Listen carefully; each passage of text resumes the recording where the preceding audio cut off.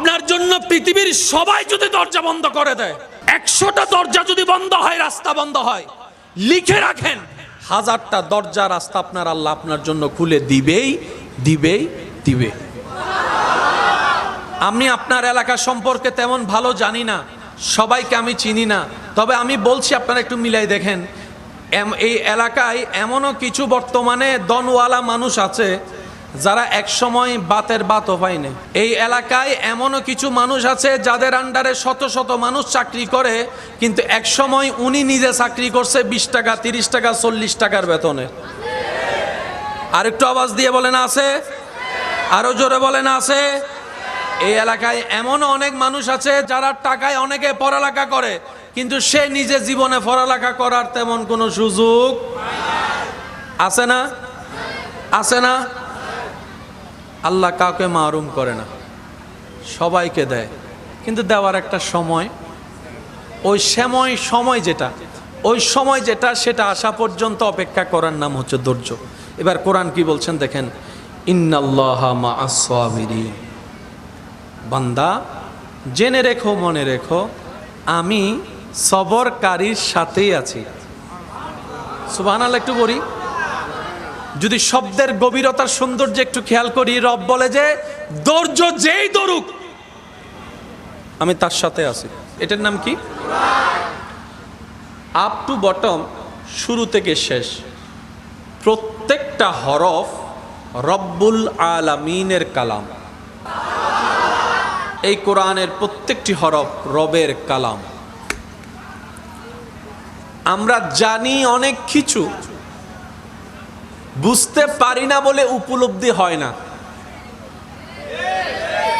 বুঝতে পারি না বলে উপলব্ধি। ভালোবাসার মানুষের দেওয়া মেসেজ চিঠির যত আন্তরিকতা, আকর্ষণ, ভালোবাসা থাকে, লেখাটা পড়ার জন্য, পড়া চিঠি যদি থেকে যায় 10 বছর পরে সেটা নিয়ে বুকে লাগায়, যেই টান, যেই আগ্রহ ভালোবাসার মানুষের লিখিত চিঠির মধ্যে থাকে, কারণ সেটা বুঝতে পেরেছে সেটা আমার ভালোবাসার, ভালো লাগার। ওই রকম টান কোরআনের প্রতি লাগে না কেন? ওই রকম টান কোরআন দেখলে লাগে না কেন? ওই রকম অনুভূতি কোরআনের আয়াত দেখলে অন্তর কম্পন হয় না কেন? আমরা কোরআনকে রবের কালাম নামে চিনেছি, দুর্ভাগ্য আমাদের রবের কালামের গুরুত্ব আমরা বুঝতে পারি না। এই কথা বলেন ঠিক কিনা? সেজন্য অনেকের ঘরে গিয়ে দেখবেন কোরআনের উপর দুল পড়ে আছে। একমত হলে বুঝে বুঝে উত্তর দেন, ঠিক না বে ঠিক?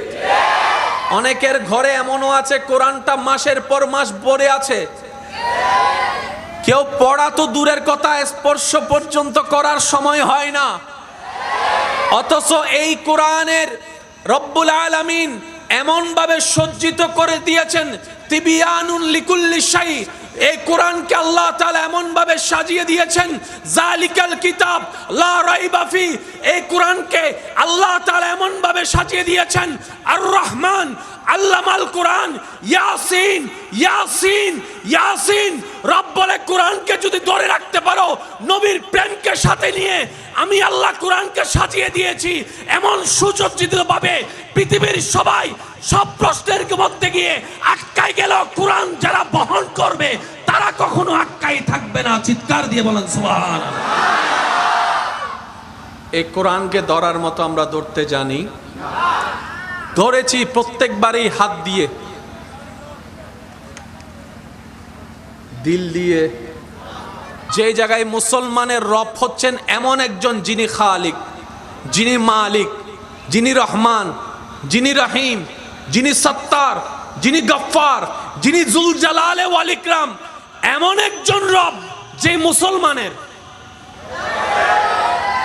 রাহমাতুল লিল আলামিন, নবী জগতের নক্ষত্র। সুবহানাল্লাহ বলতে থাকে।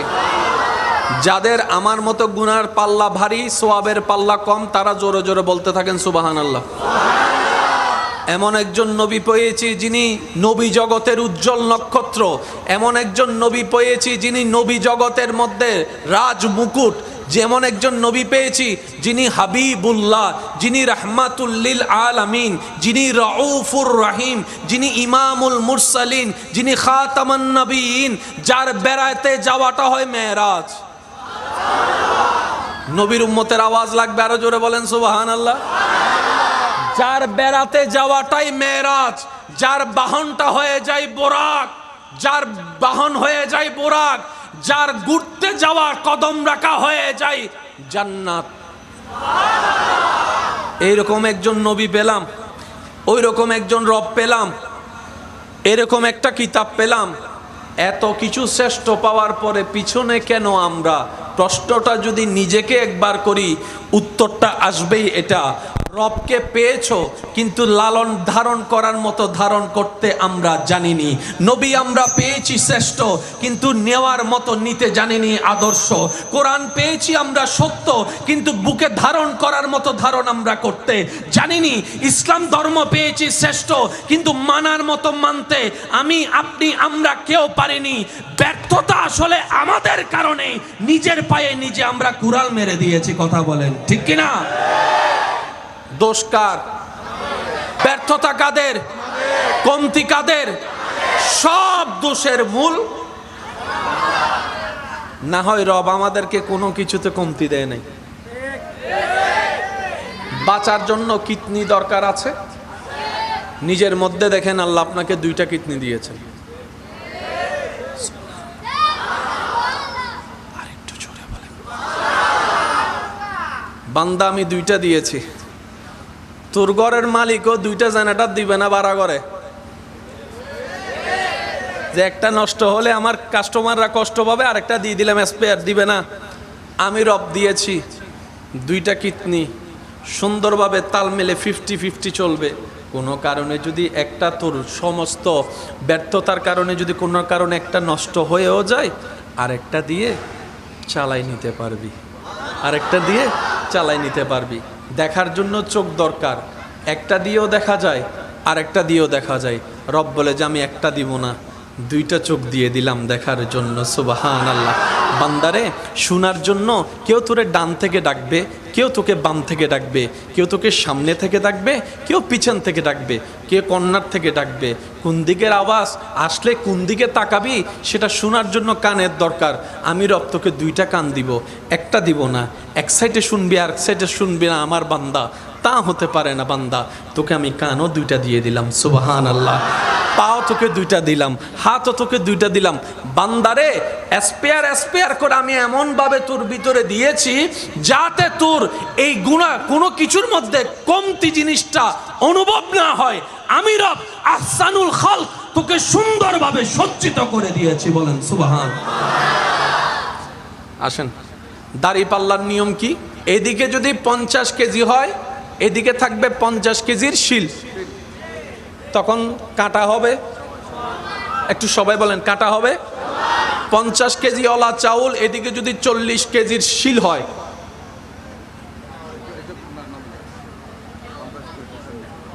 ঠিক আছে? বরাবর মিল, কাটাও বরাবর মিল। আল্লাহ তাআলা কত চমৎকার ভাবে মানুষ সৃষ্টি করেছেন। আর একটু জোরে। জীবনে যাই আসুক, যত রকমের ঝড় তুফান আসুক, অস্থির হওয়া যাবে না, অধৈর্য হওয়া যাবে না। করণীয় কি? যা হওয়ার হোক, যেমন হওয়ার হোক, আমাদের একজন মালিক, তিনি সবকিছু দেখেন, তিনি সবকিছু শুনেন, এমন একজন মালিক আমার সাথে এখন যা হচ্ছে সব ওনার নজরে আছে। আমাদের সাথে যা হচ্ছে সবকিছু ওনার নজরে, আর উনি চাইলে সেকেন্ডে রাত দিন হয়ে যায়, দিন রাতে রূপান্তর হয়, যিনি কোন বললে ফায়াকুন হয়ে যায়, এমন একজন মালিক আমাদের। এরকম একজন মালিক থাকতে আমাদের টেনশন করার কোনো দরকার। আমাদের কাজ হচ্ছে যে ওনার হুকুমের অপেক্ষা করা। উনি যাই দিবেন সেটাই খুশি মনে আমরা আপন করে নিব। অধৈর্য অস্থির হব না। চিৎকার দিয়ে বলেন ইনশাআল্লাহ। আরো জোরে বলেন ইনশাআল্লাহ। মনে রাখবেন, ধৈর্য এমন একটা নিয়ামত যেটার ফল আসবেই। ধৈর্যের ফল, ধৈর্যের ফল। এটা আপনার চাচা, জেঠা, কাকা, মামা যতই যারাই অত্যাচার করুক না কেন, শুধু তাকায় থাকবেন রবের রহমতের দিকে। বিশ্বাস করেন ভাই, আপনার জন্য পৃথিবীর সবাই যদি দরজা বন্ধ করে দেয়, 100টা দরজা যদি বন্ধ হয়, রাস্তা বন্ধ হয়, লিখে রাখেন 1000টা দরজা রাস্তা আপনার আল্লাহ আপনার জন্য খুলে দিবেই দিবেই দিবে। সব মানুষের কাছে দামি জায়গার নাম, আরো জোরে। সেজন্য আমার যুবক ভাইরা অনেকবার শুনেছে বড় বড় বিজ্ঞানীরা মারা যাওয়ার পরে তাদের ব্রেন নিয়ে গবেষণা করা হয়েছে। মানুষের কাছে দামি জায়গার নাম মাথা, মুসলমানদের কাছে সবচাইতে দামি জায়গার নাম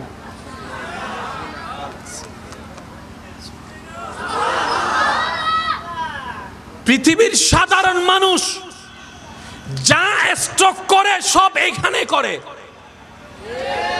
আর হাসরের ময়দানে ইজ্জত পানেওয়ালা জান্নাত যাদেরকে খুঁজে রবের প্রিয় বান্দা যারা হয়, তাদের সবচাইতে দামি জায়গা হচ্ছে সিনা। ওই সিনায় তারা সমস্ত নিয়ামতকে স্টক করে। একটু বুঝার চেষ্টা করবেন। আমার ছাত্র ভাই যারা আছেন, মাদ্রাসা স্কুলে যারা পড়ালেখা করেন, যাদের বিজ্ঞান, সায়েন্স, আর্টস, কমার্স এই 3টা সাবজেক্টের ভিতরে যাদের একটু ব্রেন ভালো, তাদেরকে সবাই পরামর্শ দেয় তুমি ক্লাস 9-এ উঠে কি নিও। একটু বলি, সবাই কি বলে? যে একটু বুঝে ভালো, পড়া ক্যাপচার করতে পারে সহজেই, তাদেরকে আমরা পরামর্শ দিই তুই সায়েন্স। আর আমার মতো যারা 10-12 একবারও মুখস্থ করতে পারে না, তারা সায়েন্স নিতে গেলে স্যারে বলে। যাদের ব্রেন ভালো তাদেরকে আমরা সায়েন্সের দিকে কেন দিই?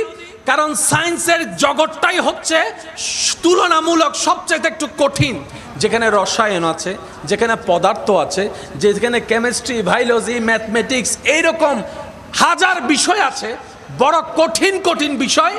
যারা ব্রেন দুর্বল তারা এই বিষয় নিয়ে কখনো আলগাতে পারে, আর যাদের ব্রেন ভালো তারা এইগুলা পড়তে পড়তে বড় বড় ডাক্তার হয়েছে, ইঞ্জিনিয়ার হয়েছে, পাইলট হয়েছে, বড় বড় বিজ্ঞানীরা হয়েছে। কথা বলেন ঠিক কিনা?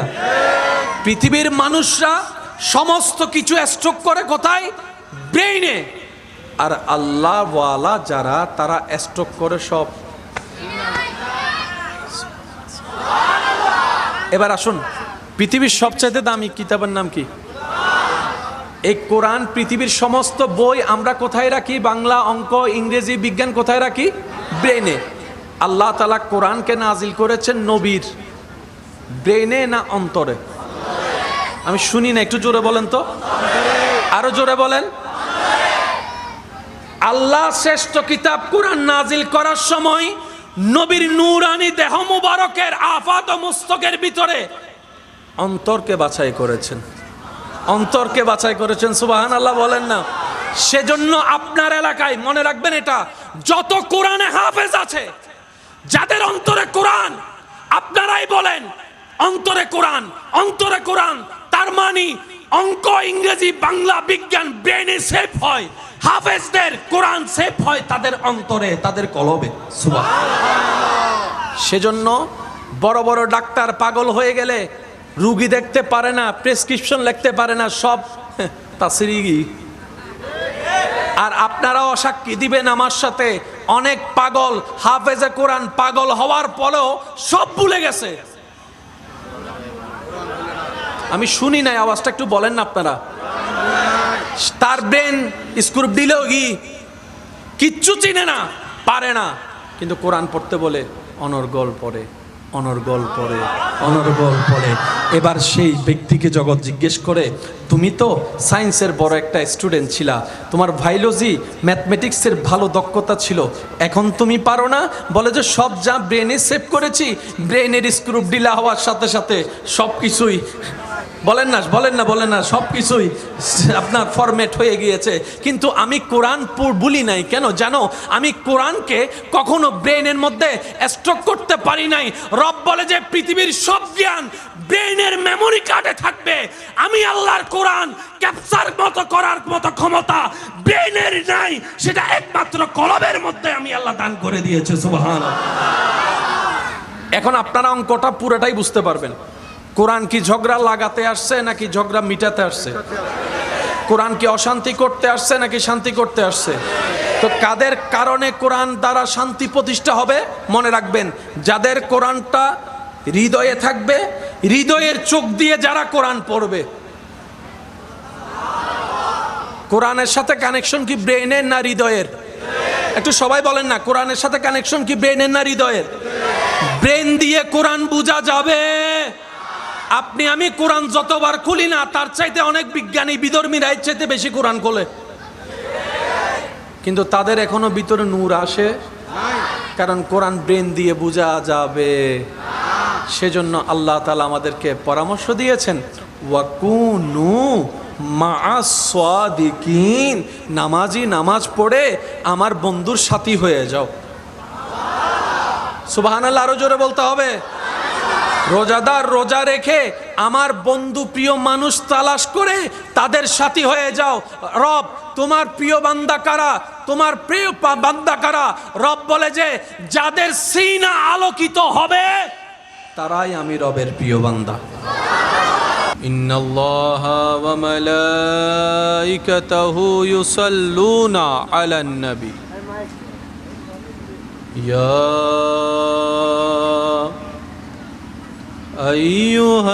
আইয়ুহাল্লাযীনা আমানু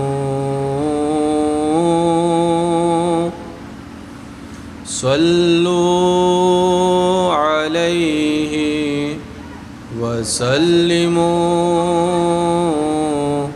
তাসলিমা। সাল্লাল্লাহু আলা সাইয়্যিদিনা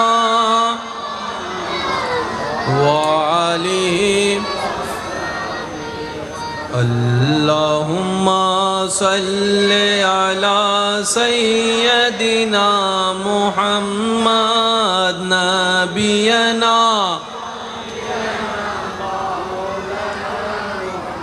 আই চেহরায়ে ज़ेबाए तू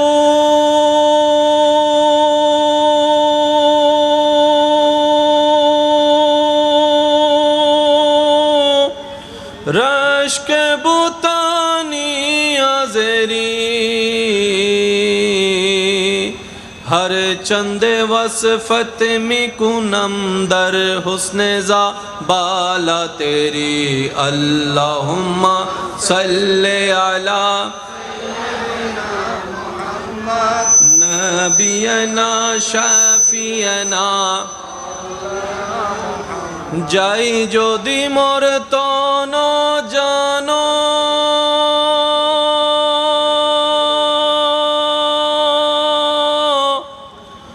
এতে নাই মোর ভাবনা যতদিন থাকবে প্রাণ নবীজিকে ভুলব না। আল্লাহুম্মা মুহাম্মাদ নাবিয়ানা শাফিয়ানা আল্লাহু আল্লাহু আল্লাহু আল্লাহু আল্লাহু আল্লাহ। প্রেমের আওয়াজে আল্লাহু হু আল্লাহু আল্লাহ আল্লাহু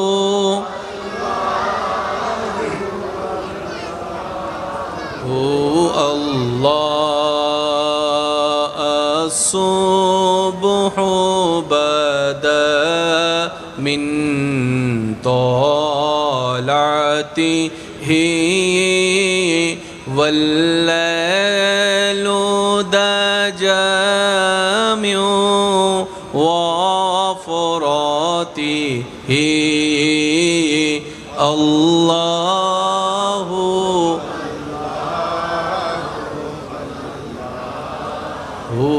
الله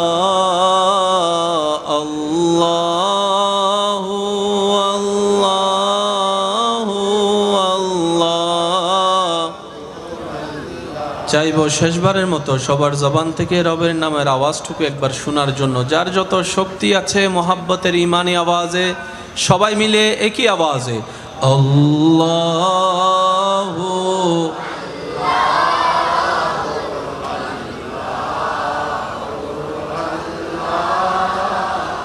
আল্লাহু আল্লাহু আল্লাহ। অধ্যকার দক্ষিণ সনহরা 10 দিনব্যাপী ঐতিহাসিক সোহাদায়ে কারবালা মাহফিলের আজকের এই 6ষ্ঠ দিবসের মান্যবর সভারত্ন জনাব মোহাম্মদ আবু তাহের সওদাগর সাহেব, আজকের মাহফিলের সম্মানিত মান্যবর উদ্বোধক বিশিষ্ট ব্যবসায়ী ও সমাজসেবক জনাব আলহাজ মোহাম্মদ ইদ্রিস আলম সাহেব, আজকের মাহফিলের সম্মানিত মান্যবর প্রধান অতিথি মানবতার সেবক গৌসিয়া কমিটি বাংলাদেশের 15 নং সনহরা ইউনিয়নের মান্যবর সভাপতি আলহাজ মোহাম্মদ আব্দুল গনি সওদাগর সাহেব সহ আমন্ত্রিত উলামায়ে কেরাম, বিশেষ করে যার নাতে রসুলের আওয়াজে আশেকদের অন্তর আলোকিত হয়, শায়ের জগতের উজ্জ্বল নক্ষত্র রৌনকে আহলে সুন্নাত শায়েরে আহলে সুন্নাত শায়ের মাওলানা মোহাম্মদ শহীদুল ইসলাম মিনহাজ সাহেব সহ আমন্ত্রিত ওয়াদিগার উলামায়ে কেরাম, উপস্থিত আল্লাহর প্রেমিক নবীর প্রেমিক ইমানদার ভাইয়েরা, উপস্থিত এলাকার মান্যবর ব্যক্তিবর্গ, মুরব্বিয়ানে এজাম, হাজিরানে মজলিস, আল্লাহর প্রেমিক নবীর প্রেমিক ইমানদার ভাইয়েরা, আসসালামু আলাইকুম ওয়া রাহমাতুল্লাহি তাআলা ওয়া বারাকাতুহু। এই এলাকায় হয়তো এমন কিছু সন্তান আছে মা বাবার ছায়া সাপোর্ট তেমন ছিল না, কিন্তু দুনিয়াবি চোখে প্রতিষ্ঠিত হয়ে দেখিয়েছে। এক সময় যে বাতে ভাত পাই নাই, আজকে তার আন্ডারে চাকরি করে 100 জন মানুষ পোলাও রোজ দিয়ে ভাত খাচ্ছে, এমন মানুষও আছে। এবার আওয়াজ দিয়ে বলেন, রিজিকের মালিক কে? রিজিক দেওয়ার মালিক কে? হায়াত দেওয়ার মালিক কে? মৌত দেওয়ার মালিক কে? সুস্থতা দেওয়ার মালিক কে? সম্পদ দেওয়ার মালিক কে? আর একটু জোরে বলেন, জ্ঞান দেওয়ার মালিক কে? ওই মালিক আছে না নাই? ওই মালিক দেখে কি দেখে না? ওই মালিক দিতে পারে কি পারে না? ওই মালিক মরাকে জিন্দা বানাইতে পারে কি পারে না? ওই মালিক ফকিরকে ধনী বানাতে পারে কি পারে না? ওই মালিক জাহেল মূর্খকে জ্ঞানী বানাতে পারে কি পারে না? ওই মালিক জাহান্নামীকে জান্নাতি বানাতে পারে কি পারে না? এমন একজন মালিক আমাদের আছে না নাই? যে বলবে মন থেকে এমন একজন মালিক আমার আছে, তার জীবনে কোনো টেনশন নাই। তার জীবনে কোনো টেনশন নাই। টেনশন কাদের হয়? যাদের মন থেকে পরিপূর্ণ ওই মালিকের উপর বিশ্বাস আমরা করতে পারি নাই, তাদের টেনশন। সেজন্য আমরা ঘরে বসে টেনশন করি, আর ইমাম হোসেন কারবালার মাথাও টেনশন করে নাই। আমরা ঘরের ভিতরে নিরাপত্তার ভিতরে বিছানার উপরে এসির সাথে থেকেও 3টা ঘুমের ওষুধ খাওয়ার পরও ঘুম বলে না, ঘুম। আর ওইদিকে ইব্রাহিম নবী ভিতরে পড়ে শান্তির ঘুম। ওইদিকে ইউনুস পয়গম্বর মাছের পেটের ভিতরে আরামে আছেন। ওইদিকে কারবালার ময়দানে পানি বন্ধ, খাবার বন্ধ, পরিবার চোখের সামনে হচ্ছে, কিন্তু ইমাম আলী মাকাম ইমাম হুসাইনের চেহারায় পরাজিতর টেনশনও নাই, আত্মীয় স্বজন হারানোর পেরেশানিও নাই, ক্ষুধার কষ্ট চেহারায় দেখা যায় না, তৃষ্ণার কষ্ট চেহারা দেখা যায় না। জগৎ জিজ্ঞেস করে, ও ইমাম আলী মাকাম, আমরা তো সামান্য বিষয়ে টেনশন করে প্রেসার লো অথবা হাই হয়ে যায়, আপনি এত বড় মুসিবতের ভিতরেও টেনশন দেখা যাচ্ছে না, ব্যাপার কি? ইমাম আলী মাকাম ইমাম হোসেন বলে, টেনশন তো তাদের হয় যাদের মালিক থাকে না, টেনশন তো তাদের হয় যাদের মাথার উপর অভিভাবক থাকে না। ইমাম হুসাইনের মাথার উপরে তো আমার মালিকের দয়া আছে, আমার মালিকের দয়া আছে, আমার মালিকের দয়া আছে। আমি তো বেওয়ারিশ নই, আমার মালিক আছে যিনি আমাকে জান্নাত দেখাচ্ছেন কারবালার ময়দান থেকে হাউজে কৌসার সহ। তো যাদের মালিক আছে তাদের টেনশন, আর যাদের মালিক আছে যে বিশ্বাসটা কম তাদের টেনশন বেশি। দোষ অন্যকে না দিয়ে, অন্যর দিকে না তাকায়, অন্যের দোষ না ধরে চলেন, নিজেকে নিজে একবার প্রশ্ন করি, বায়োডাটা সব চলে আসবে। আমি আমার হিসাবটা যদি টান দিই, আপনি আপনার হিসাবটা যদি চোখ বন্ধ করে টান দেন, তাহলে দেখবেন যে আপনার ব্যস্ত সময় থেকে অন্যদের দোষ খোঁজার জন্য আর টাইম খুঁজে পাবেন না, সবসময় শুধু নিজের দোষটাই চোখে পড়বে। কথা বলেন ঠিক কি না? এবার আমরা কার দলে থাকবো? দল কয়টা বলেন, দল কয়টা? একটা হচ্ছে এজিদ বাহিনীর দল, আর একটা হচ্ছে ইমাম হুসাইনের দল। তা আমরা যারা 2025 সালে আছি, আমরা কার দলে যাব? একটা আওয়াজ দিয়ে বলেন। তো এটা আমাদের প্রেম, আমাদের বিশ্বাস, আমরা বললাম। চলেন আল্লাহকে একবার জিজ্ঞেস করি। হাজারবার শুনছি আয়াত, আজকে উলামায়ে কেরামের দোয়া নিয়ে আমরা একটু আয়াত বোঝার চেষ্টা করব। সূরা বাকারার 154 155 নম্বর আয়াত। সূরা বাকারার 154 155। সবাই মনোযোগ দেন। সূরা বাকারা আয়াত নম্বর 154 155। আল্লাহ তাআলা বলছেন আমাদেরকে, ওয়ালা তাকুলু, ও আমার বান্দা তোমরা বলিও না। আল্লাহ কি বলবো না? রব বলে, লিমাই ইউকতালু ফি সাবিলিল্লাহি আমওয়াত, আমি রবের জন্য, আমি রবের রাস্তায়, আমি রবের প্রেমে, আমি রবের ইসলামের জন্য হাসি মুখে যারা ভালোবাসার সাথে নিজের প্রাণকে আমার জন্য উৎসর্গ করে দেয়, তারা মৃত হলেও তোমরা তাদেরকে মৃত বলিও না, মৃত বলিও না।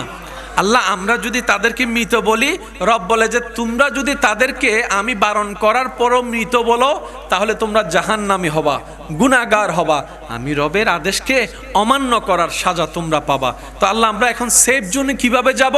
রব বলে যে যাদেরকে তোমার চোখে দেখবে যে মরা, কিন্তু আমি রবের জন্য তারা জান দিয়েছে, এমন কাউকে পেলে তাদেরকে সম্মানের জন্য তোমরা মৃত বলিও না। আল্লাহ, মৃতকে মৃত বলবো না তো কি বলবো?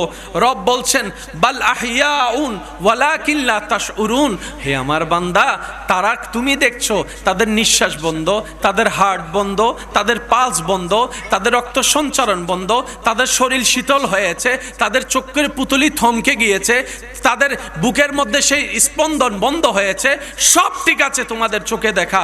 মৃত্যু বলার জন্য যা দেখা দরকার, বোঝা দরকার, সব কারণ তোমরা দেখছো, কিন্তু আমি চাই আমার বান্দাদেরকে তোমরা মৃত বলিও না, মৃত বলিও না, কারণ আমি হায়াত দাতা, হায়াতের মালিক। ওই বান্দাদেরকে আমি আমার মতো করে, আমি আমার নিয়মে জীবিত রেখেছি। তাহলে আল্লাহর যেহেতু নির্দেশ আসছে, আমাদের চোখে যদি মরাও দেখি, আমরা মরা বলতে বলেন না, পারবো না, কারণ আমাদের রব আমাদেরকে বলতেছে ওদেরকে মরা বলিস না। আর রব বলে যে আমার প্রেমে যারা মরে তারা মরে না, তারা জিন্দা হয়। রব বলে যে আমার প্রেমে মরলে তারা মরে না, তারা জিন্দা হয়। তো আল্লাহ মরা কারা? রব বলে যে যাদের ভিতরে আমার প্রেম নাই, যাদের ভিতরে আমি রবের, আমার হাবিবের প্রেম নাই, তারা জিন্দা থাকেও মরা। আর যাদের ভিতরে আমার এবং আমার হাবিবের প্রেম থাকবে, তারা মরার পরও জিন্দা।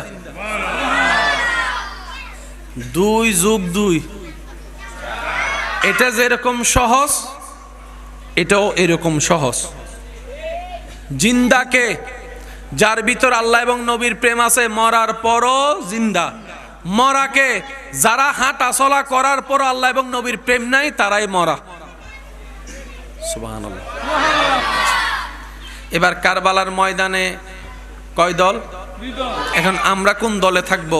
রবকে জিজ্ঞেস করলাম, রব বলে যে তোমরা কার দলে থাকবা আমি বলে দিচ্ছি, তোমরা অঙ্কটা মিলে তোমরা বের করে ফেলবা। এবার রব্বুল আলামিন সূরা বাকারার 155 নম্বর আয়াতে বলছেন, ওয়ালা নাবলুয়ান্নাকুম বিশাইইন মিনাল খাউফি ওয়াল জুই ওয়া নাকসিন মিনাল আমওয়ালি ওয়াল আনফুসি ওয়াস সামারাত ওয়া বাশশিরিস সাবিরিন আল্লাযীনা ইযা আসাবাতুহুম মুসিবা ক্বালু ইন্না লিল্লাহি ওয়া ইন্না ইলাইহি রাজিউন। বলেন না সুবহানাল্লাহ।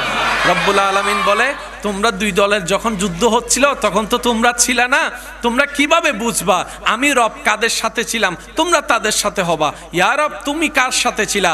রব বলে যে আমি কাদের সাথে ছিলাম সূরা বাকারায় বলে দিয়েছি, ওয়ালা নাবলু আন্নাকুম বিশাইইন মিনাল খাউফি ওয়াল জুই ওয়া নাকসিন মিনাল আমওয়ালি ওয়াল আনফুসি ওয়াস সামারাত ওয়া বাশশিরিস সাবিরিন আল্লাযীনা ইযা আসাবাতুহুম মুসিবা ক্বালু ইন্না লিল্লাহি ওয়া ইন্না ইলাইহি রাজিউন। দেখো না একটু দুই দলের ভিতরে কাদের উপর কষ্ট বেশি হয়েছে? পানির কষ্ট কাদের কাছে এসেছে? খাবারের কষ্ট কাদের কাছে এসেছে? সম্পদ কাদের নষ্ট হয়েছে? তারপরও হাজার কষ্টের ভিতরে কারা আমি রবের দিকে তাকিয়ে ধৈর্য ধারণ করেছিল? ওই দলটাকে খুঁজে বের করো যাদের চেহারায় পেরেশানি ছিল না, মুখের ভিতরে আমি রবের বিপক্ষে কোনো শব্দ ছিল না। দেখো হাজার কষ্ট থাকার পরও কারা সিজদা দিতে ভুলে নাই।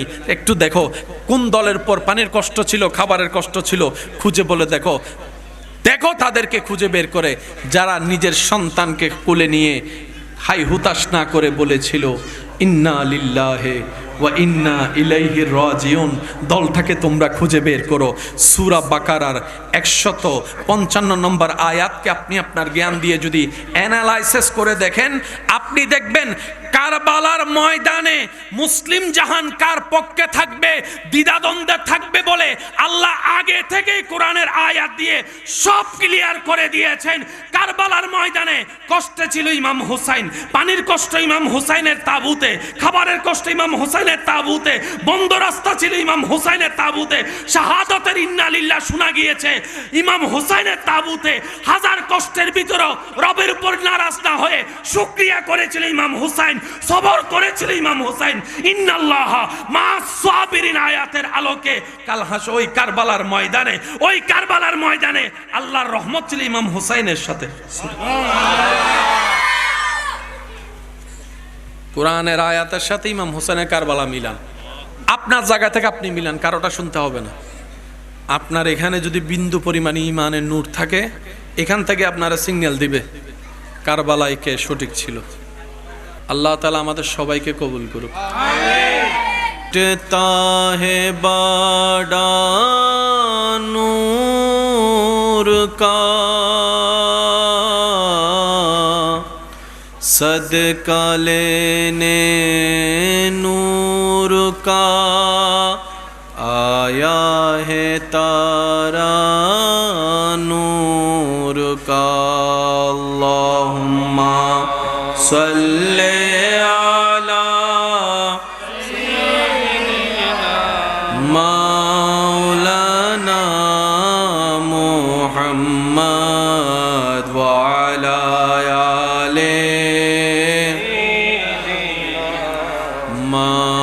मौलाना। तेरी नस्ले पाक में है बच्चा बच्चा नूर का। तू है ऐने नूर तेरा सब घराना नूर का। अल्लाहुम्मा सल्ले अला मौलाना मुहम्मद व अला आले मौलाना। ला इलाहा इल्लल्लाह, ला इलाहा इल्लल्लाह, ला इलाहा इल्लल्लाह।